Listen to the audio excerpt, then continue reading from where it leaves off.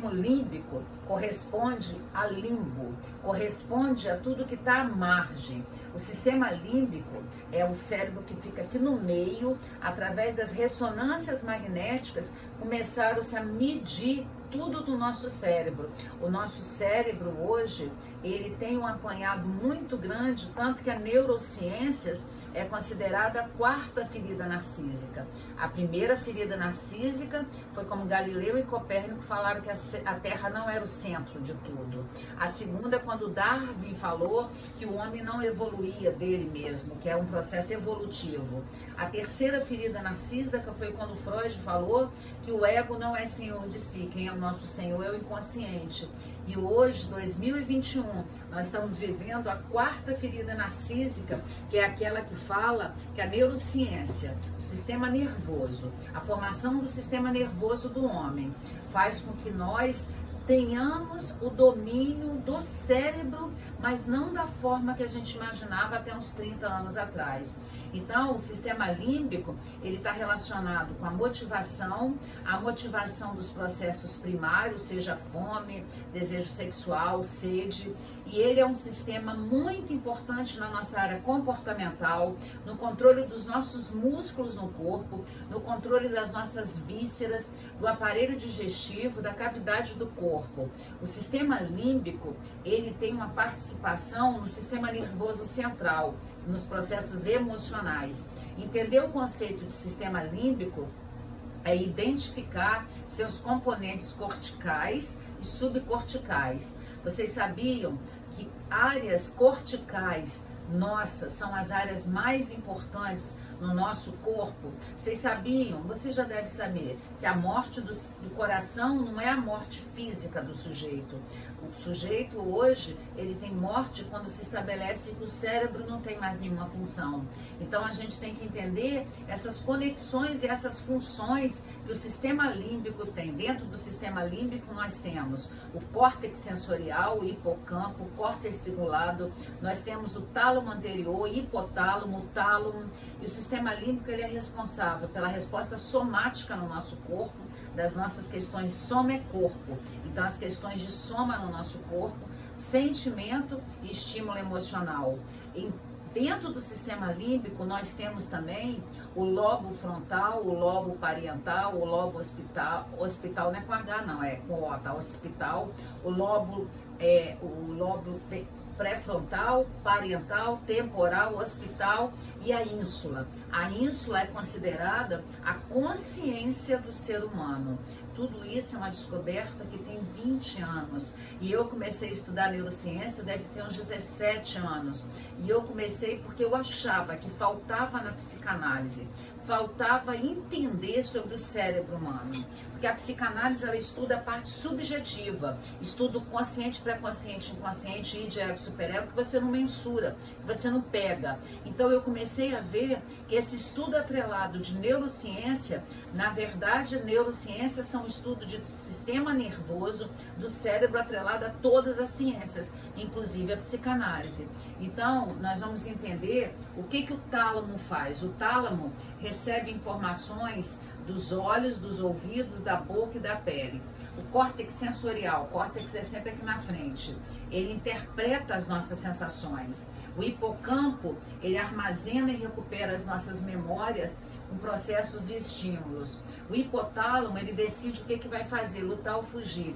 Então o hipotálamo, ele está atrelado à amígdala, que eles são responsáveis por a nossa capacidade de lutar ou fugir. Hipotálamo é a sede das emoções no cérebro, hipocampo é a sede da memória. Hipocampo é o que o Eric Kandel, através de um molúsculo, porque o molúsculo, a doutora Suzana Herculano, o Eric Kandel, são pessoas que o próprio Freud também estuda muito os molúsculos, porque eles têm menos neurônios, então é mais fácil de estudar. Imagina estudar o humano que tem 86 bilhões de neurônios. Então o hipocampo é responsável pela memória, o hipotálamo, ele é o menor órgão no sistema límbico, é responsável pelas nossas emoções, a amígdala também é responsável pelo medo.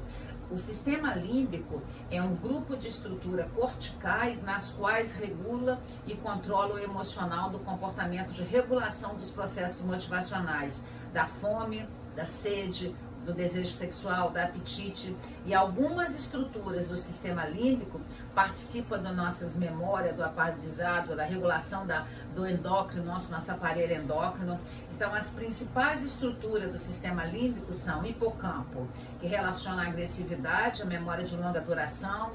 A lesão provoca aumento da agressividade. Quando você tem lesionado o hipocampo, você aumenta a sua agressividade.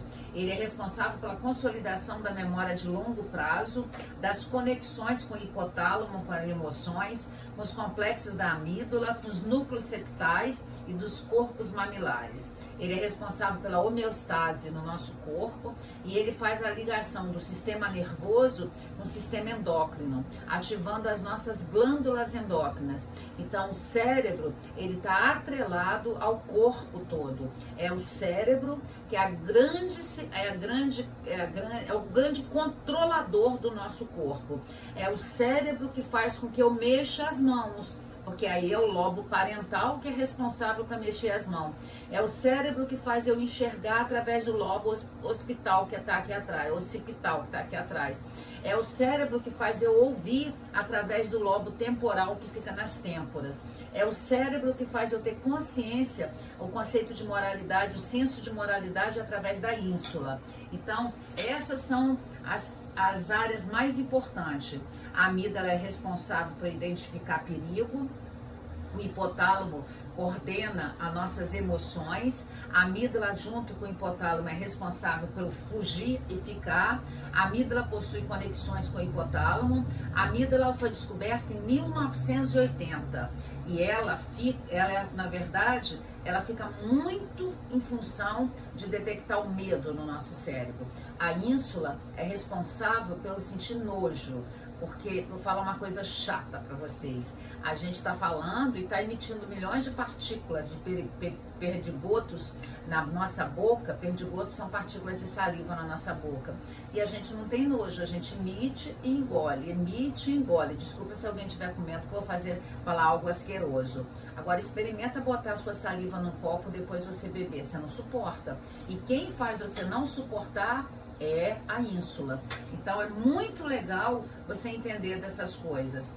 O mecanismo de memória, ele passa pela memória recente e pela memória remota. O tálamo, ele é responsável pelo estímulo dos estímulos nervosos e pela percepção sensorial da nossa consciência.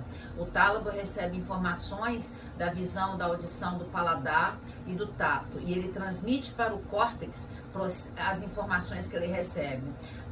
Mês que vem, eu vou explicar a vocês o cérebro trino.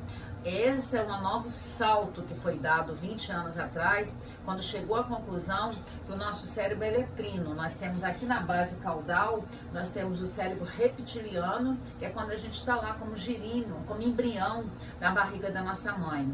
A gente nasce com o cérebro límbico. E o cérebro neocórtex, que fica aqui na frente, é o cérebro se chama sinapse. O que é sinapse? Essa transmissão ocorre por um mecanismo chamado sinapse, que é a forma de entender a comunicação que acontece no nosso cérebro, é a comunicação de um neurônio, que é uma substância elétrica, para outro neurônio. Esses íons estão no nosso cérebro. Nós temos no cérebro, a gente tem uma pilha no nosso cérebro. Só que essa pilha, ela não precisa ser carregada na tomada, ela é recarregada automaticamente. E hoje a gente já sabe que os adultos, eles produzem novos neurônios, que a gente dá o nome de neurogênese. Há 30 anos atrás, esse saber nunca poderia estar sendo explicado, que acreditava-se que os adultos, com mais, assim, que só criança produzia neurônios, só o cérebro das crianças eram plásticos. E hoje a gente já sabe que existe a neuroplasticidade. Todo mundo pode produzir a neurogênese, nascimento de novos neurônios. Então é muito legal entender neurociência. Por isso que a neurociência é a quarta ferida narcísica. Então sinapse é a comunicação entre um neurônio e o outro. É o ponto de junção, espaço entre um neurônio e o outro. A sinapse é a comunicação do cérebro, onde tem um transmissor e um receptor. A nossa comunicação, eu não estou comunicando para vocês uma mensagem, então eu sou o transmissor, vocês estão sendo receptor. Lá no cérebro acontece a mesma coisa. Vocês estão vendo no slide 131. Os neurônios se comunicam pelo potencial de ação e quando eles se comunicam, eles produzem neurotransmissores. Os neurotransmissores são substâncias químicas, diferente do neurônio, que é uma substância elétrica. Então, essa corrente elétrica que passa de um neurônio para outro, que é a comunicação, que são as sinapses, essa alteração elétrica que percorre a membrana, recebe o nome de impulso nervoso. O impulso é transmitido de uma célula a outra através da sinapse. O que quer dizer sinapse do grego? S-Y-N-A-P-S-I-S, quer dizer juntar. Sinapses são regiões de íntima aproximação entre o neurônio e o outro, e o estímulo que passa de um neurônio para outro é uma célula muscular por meio dos mediadores químicos que são os neurotransmissores. No slide 136, 137, 138 e 139, eu simulei uma sinapse, que os neurônios estão se comunicando, passa para o outro, só que tem as fendas sinápticas. O que são fendas sinápticas? Olha no slide 141, o neurônio se comunicando com o outro e passando aí, vários neurônios. E aí no slide 143 também, vocês estão vendo aí isso. Nós estamos numa live exclusiva para membros, onde vocês estão tendo acesso o slide de apresentação da live do dia 30 de junho, onde de onde vem essa eletricidade? Muitas pessoas perguntam. Ela é gerada pela própria célula, porque uma constante troca de íons através de uma membrana, de certa forma lembra uma bateria elétrica comum, ou uma pilha. A pilha não tem o positivo e o negativo? Os neurônios também têm, só que isso acontece no nosso cérebro. Esse saber é muito recente. Após que eu fiz, quando eu estudei com a doutora Suzana Herculano, eu aprendi isso. A doutora Suzana Herculano, na verdade, eu sigo ela há uns 15 anos, desde que ela tinha esse quadro no Fantástico. A doutora Suzana Herculano é uma bióloga que foi morar nos Estados Unidos, fez doutorado. Quando ela foi embora para os Estados Unidos, ela falou: o Brasil não tem campo de doutorado nessa área. A doutora Suzana Herculano, que foi aquela que contrapôs, quando todo mundo acreditava que se tinha 100 bilhões de neurônios, através das teses dela de doutorado, dos experimentos dela, ela chegou à conclusão que nós temos 86 bilhões de neurônios. Então, essa eletricidade vem gerada pela própria célula. E aí o Robert Lent, que é desse livro aqui, o Robert Lent, desse livro, ele foi o que falou que tinha 200, nada de 200, 200 bilhões de neurônios. Não, 200 não, 100 bilhões de neurônios. Aí a doutora Suzana fez esse experimento, o doutor Roberto Lent, esse do autor, que eu tenho esse livro, Neurociência, do doutor Roberto Lent, ele teve que escrever um outro livro provando que a doutora Suzana Herculano tinha comprovado na tese dela, nos experimentos, nos artigos científicos dela.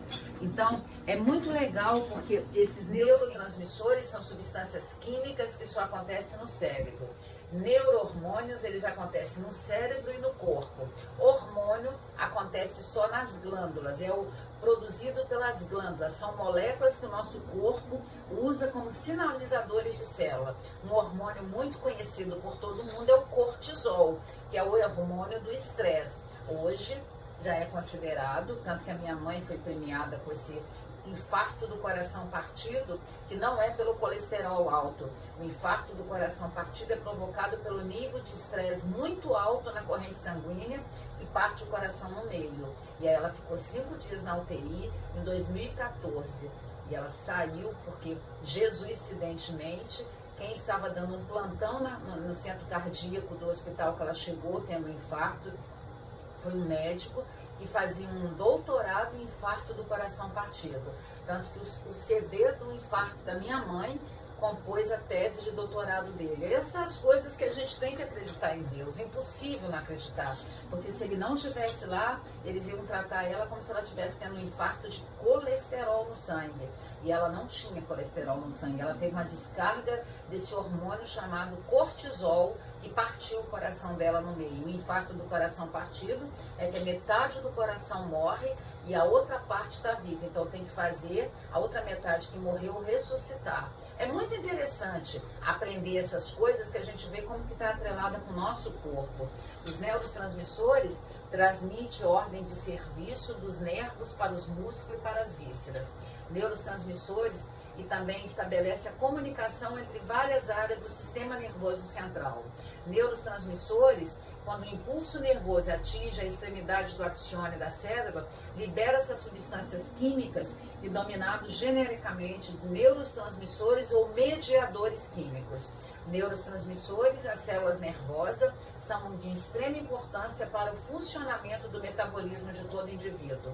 Os neurotransmissores são responsáveis por processos de aprendizado, de respostas motoras, de mudança de humor. Os neurotransmissores, a gente tem vários, né? Dopamina, serotonina, acetilcolina, nós temos ocitocina, nós temos GABA, nós temos glutamato, nós temos a noradrenalina, nós temos adrenalina. Então nós temos vários. Nessa live que eu estou fazendo, daqui a pouco eu vou explicar algumas funções desses neurotransmissores. Vamos lá, a gente já falou do núcleo accumbens, já falamos do sistema de recompensa. Ali produz a dopamina, que é o neurotransmissor responsável pelo prazer. Você, no seu corpo, você produz a dopamina. Quando você produz dopamina demais, você fica uma pessoa sem noção para a vida. Quando você produz de menos, você fica uma pessoa sem prazer com a vida. Drogas sintéticas, como as drogas lícitas e ilícitas, muitas delas produzem dopamina. Drogas excitatórias, como álcool, como crack, como a cocaína, alguns remédios, café produz dopamina. Então, dopamina ela pode ser produzida naturalmente no seu cérebro. Uma corrida, você gera prazer, e ou artificialmente. Por que muitas pessoas hoje estão dependentes químicas de drogas ilícitas ou lícitas? Porque a produção de dopamina, esse prazer que é gerado é tão bom que a pessoa quer repetir. E não adianta para falar com uma pessoa que usa droga que é ruim, porque a droga é boa. O que é ruim é o efeito que ela acontece no nosso corpo, que ela destrói o nosso corpo e gera queima dos nossos neurônios. As pessoas que... Todas as drogas, remédios, cigarro, álcool, maconha, e as drogas excitatórias, de cocaína a todas as outras, passando pela crack, que é o lixo da cocaína, a todas que tem. Todas essas drogas, elas destroem conexões neurais, elas não fazem ter neurogênese, elas fazem a gente ter morte dos neurônios. Então o neurônio, os neurotransmissores, ocorrem dois tipos. Eles podem ser elétricos e eles podem ser químicos. Hoje eu vou explicar a vocês só os químicos. Primeiro neurotransmissor que eu quero explicar a vocês é a noradrenalina. A noradrenalina, ela é responsável pela excitação física